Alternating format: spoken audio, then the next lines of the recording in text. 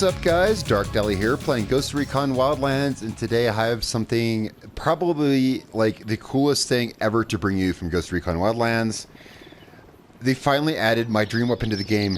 I love the stuff that we've suggested. Ubisoft does listen, though they don't seem to... Oh my god, oh wow, I just noticed, I've not logged in the game in a while, I just noticed, oh wow, there's compass bearings. Wow, they've really listened to us. They have listened to us, though they haven't responded back. They have listened to our suggestions. I just noticed, oh my god, there's compass bearings. Wow. Okay, wait, first of all, okay. A, I'm recording this completely candid, as I do all my videos. And B, I just noticed that at the top of my screen, which has probably been in the game for a couple of weeks now. I've not been logging on recently. Today is about the one weapon I've been asking for well, the entirety of the game. The number one weapon I've been asking for. A lot of people have suggested weapons, and they've been adding several of them. The number one weapon I've been asking for, they finally added into the game. Now, there is one other thing I want to say, which is not related to this game. So I'm going to save that. I'm going to hold on to that one for a second, because first let's talk about this. This is way more important, actually. Oh, whoops, my bad. I'll tell you what I mean here in a second. It's been, okay, apparently it's been long enough. I'm pushing the wrong buttons. Here we go. They've added, where's it at? Any of you who watch my channel for any length of time know the number, there it is. The number one weapon I've been asking for is the FN FAL. They put it in the game as like an anniversary award, because the game is now 2 years old. I've been playing this game for 2 years. Crazy, eh? I mean, not for the last couple months, but I kind of not been playing it much. But here we go, guys. Log into the Ubisoft Club this month, and you get this as a reward for the 2-year anniversary. The FN FAL has a very cool history. Let me tell you guys a little bit about the history, then we're going to check out the rifle, and I have a lot of other stuff to talk to you about, a few things, that is. Okay, first, let's equip the weapon. I haven't even equipped it yet. Or selected it or anything. I just saw this in the game. My friend Rum told me this gun is now in the game. I was playing with my friend Rum last night. We're actually playing Sekiro Shadows Die Twice. It's kind of the game I've been playing lately. I was playing that with him, and he was like, "Oh, you know, the FAL is now in Wildlands." And I was like, "Wait, what?" So let me tell you guys about this gun. Now, first of all, it should be chambered in 308. And now here's the interesting thing about this rifle. Let's go find out. And it is 308. 7.62 by 5.1. That's 7.62 NATO. That's 308. Okay, let's do a little bit of history here. I guess technically all assault rifles owe their heritage to the Sturmgewehr. Excuse my horrible pronunciation of German, which came out, mid to late World War II. And this is kind of where the assault rifle came from, was from the Sturmgewehr.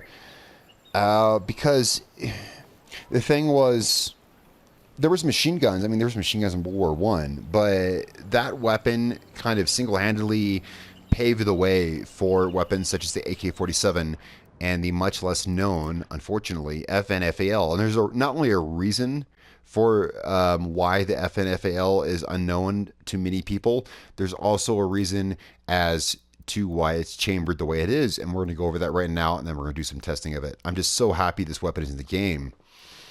Okay, so this gun. So after World War II, you know, when was it? During the Cold War. We're not going to say World War II per se. We're going to say during the Cold War.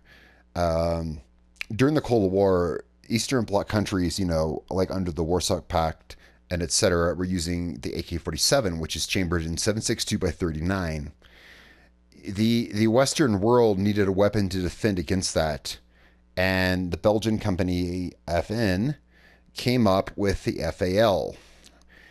That was their assault rifle. I mentioned the Sturmgewehr, which was designed during World War II by the Germans. Again, feel free to correct me in the comments, as I'm sure you guys will. That's cool. Everything is kind of derived from that. It's kind of where the idea of an assault rifle came from. Belgium came up with this weapon concept. This is why this weapon is so cool. They came up with this weapon concept. But, okay, as I said, it's chambered in 308. 7.62 NATO is what it's chambered in. Whoops, there we go. it was not initially okay. Initially, it was proposed. I forget exactly what the caliber was. I'm sure you guys will tell me in the comments. I forget what the caliber was. It was proposed at. It was proposed at like I want to say a 6 millimeter by something. Back in that day, there wasn't like a standard for chamber bullets like there is now. You know, nowadays we have like standards 5.56, 7.62. Then there's kind of the varied ones like 5.7. There's the Eastern Bloc ones, you know, like 7.62 by 3.9, 7.62 by 5.4, etc. There's like standards which guns are chambered in. Oh, there's also 9 by 3.9. There's a lot of, but there's standards, you know. At this point, there really wasn't. And FN wanted to chamber this weapon. I want to say it was 6 millimeter by something. But here's the rub. Here's what happened.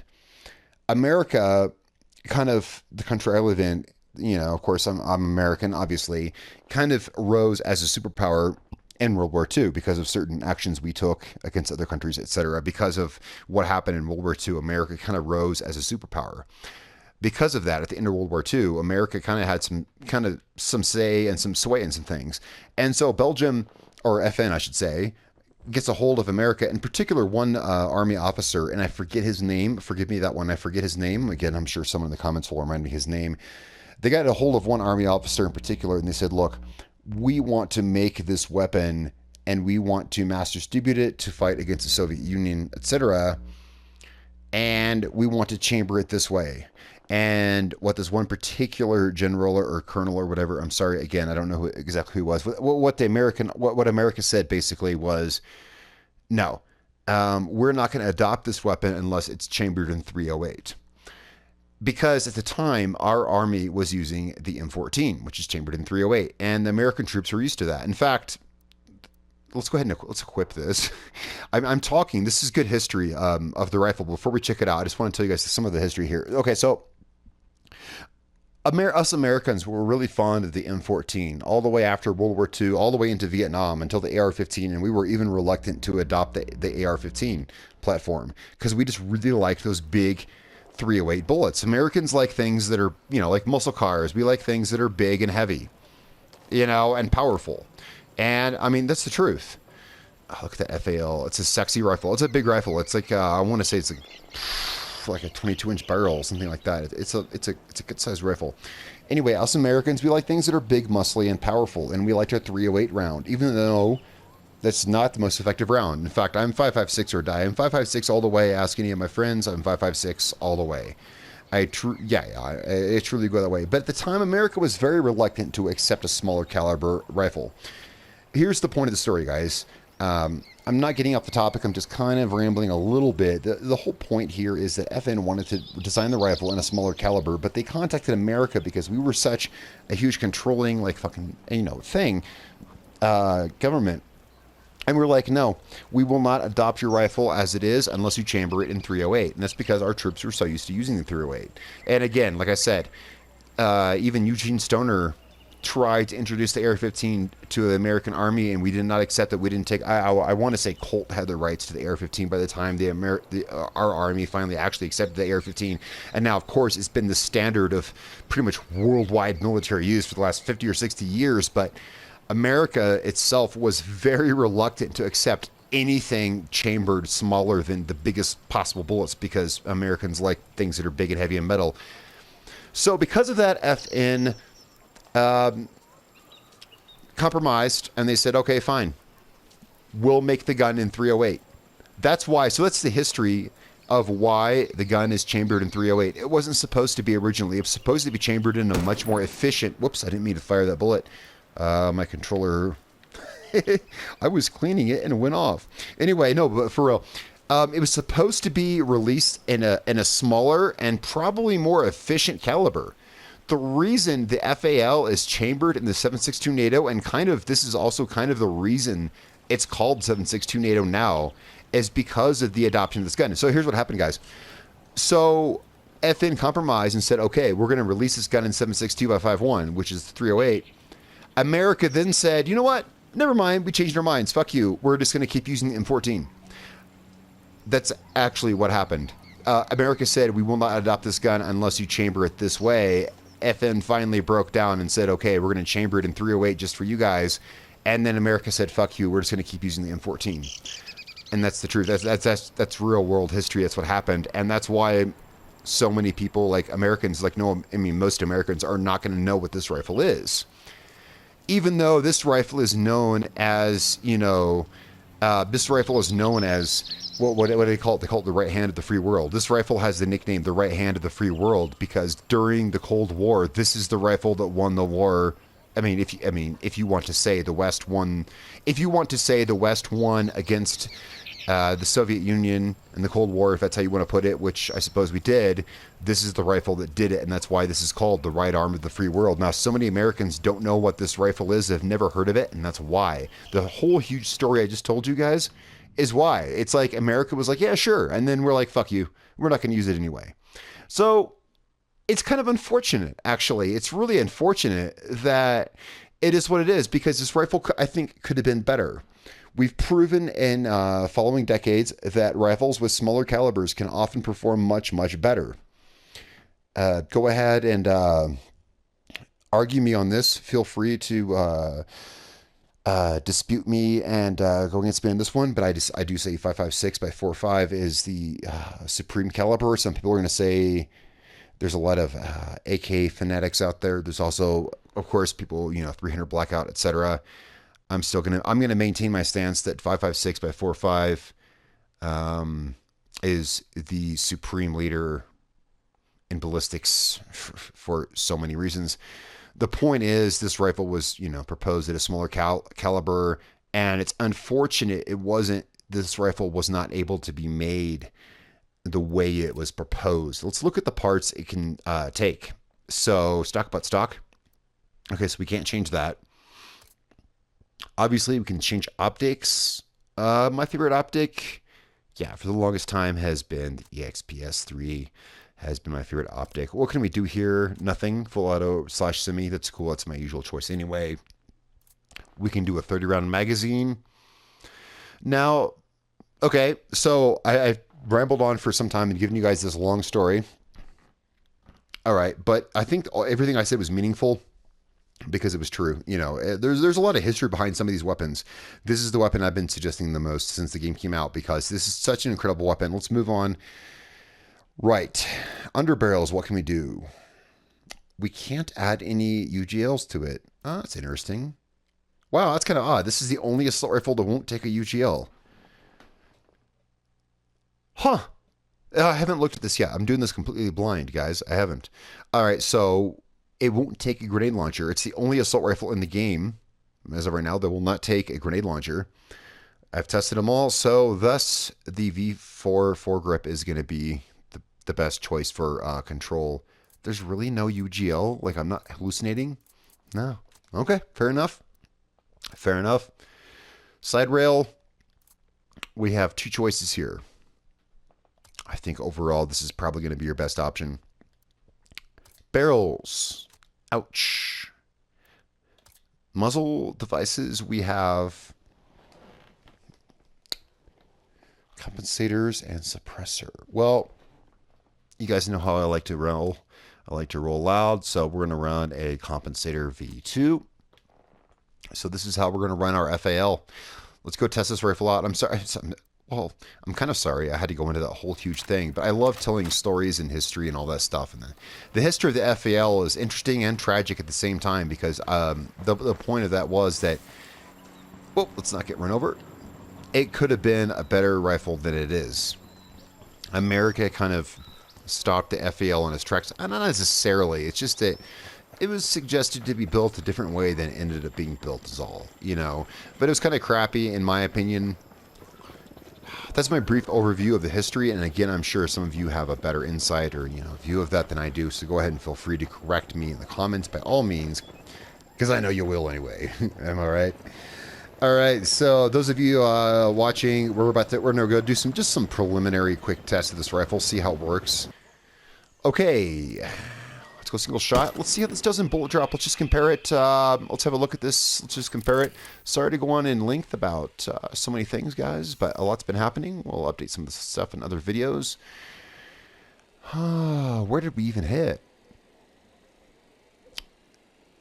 I don't see where we hit. there is what looks like a bullet hole there. That's not. It's a chip in the in the bricks. I've done this enough times. Let's take another shot. Let's fire a couple shots. I see where it's hitting here, but I'm not seeing it on the drone. I don't know why.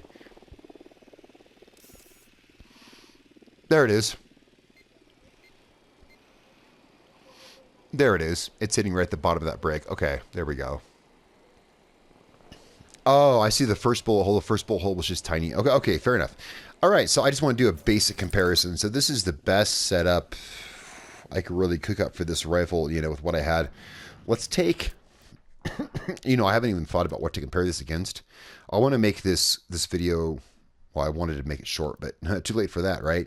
Let's go ahead and let's just quickly set up an, this is a very popular gun right here, the H&K 416, or, oh my God, I have the wrong gun. That's the Patriot Ordnance P416. I wanted to use the H&K 416. That's my bad on that one. It's a very popular weapon in the game. Where is it at? There's you got to give this game credit. There's a lot of damn guns in this game. Oh, let's go to assault rifle. Holy shit, guys. Sorry. I'm so distracted from everything I was talking about earlier that, and I'm so excited that the gun I wanted is finally in the game. Where is the, there it is. Gosh darn it. It only took us forever. Let's set this up. So we're going to set this up the exact same way. Stock butt stock. Jesus. EXPS. We're going to just we're going to do all the same parts. Underbarrel, the V4, even though these won't matter in bullet drop. We're going to do more further tests on this, of course. I just kind of want to, I just want to see standard barrels, the only choice we had on the FAL. And of course we used the compensator. There we go. So this has the exact same setup as our FAL. Let's just see how it shoots here. And then we're going to continue doing a proper test of this later. Sorry guys, I had a lot to update you with today. P416, gosh darn it. I set up the rifle and then I didn't equip it. It's okay. There it is. Quick fix. Okay. We get the 416 equipped. There we go. Put it in single shot. Let's just compare it briefly. We'll compare it in damage. I'll do a proper damage test later. This video has gone on far too long. It looked about the same, even lower maybe. The 416 is a very well-performing weapon. We all know that. A lot of people are really favoring the 416. Is it just me, or did it hit an entire brick and a half lower? Hang on, guys. Let's fire a couple more shots from this guy. Let's fire a little bit more to the left this time. Make sure we're lined up properly with the sights. Yeah. Interesting. Okay, so we have some stuff to test with the FAL. Again, I'm sorry to bore you guys with, whoops, all this crap, but, I'm pushing the wrong buttons. I've not played this game. Been a while since I played the game. Yeah, we're hitting, we're going to say one brick lower than the FAL. The FAL looks to have really good potential. Guys, we're going to have a look at that in a future video. I am so excited. It's actually in the game. This is the #1 weapon I've been asking for, I mean, just personally, since forever. This is the #1 rifle I've been suggesting.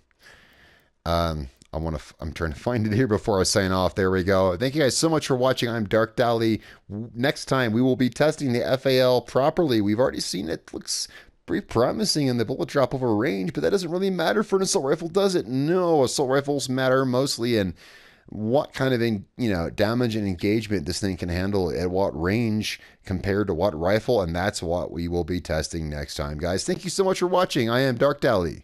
See you guys later.